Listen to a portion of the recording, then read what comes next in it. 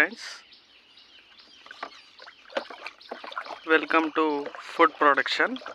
Here మనం కలబంద కషాయంలో పుదీనా కలబంద కషాయం తీసుకోవాలి. ఒక బకెట్ పసుపు ఆకులు, ఇది పసుపు ఆకులు, ఇక్కడ కలబంద కషాయం. ఈ మొత్తాన్ని మిక్సింగ్ చేద్దాం.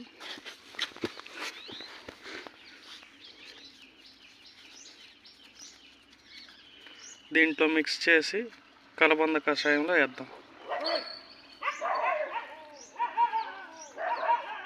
వేసేసి ఇవి పసుపు ఆకులు,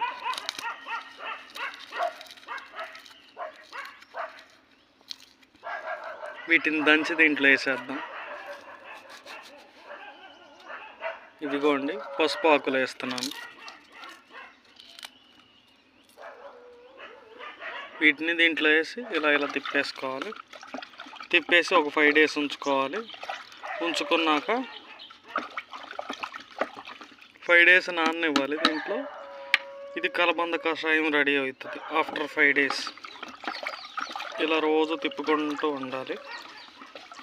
ఇప్పుడు కలబంద కషాయం తయారవుతుంది. కలబంద కషాయం వల్ల మనకి బేసిక్గా గ్రోత్ పెరుగుతుంది, బలంగా వస్తాయి. దానికి కలబంద కషాయం న్యాచురల్ ఫార్మింగ్లో వాడతాం. Thank you.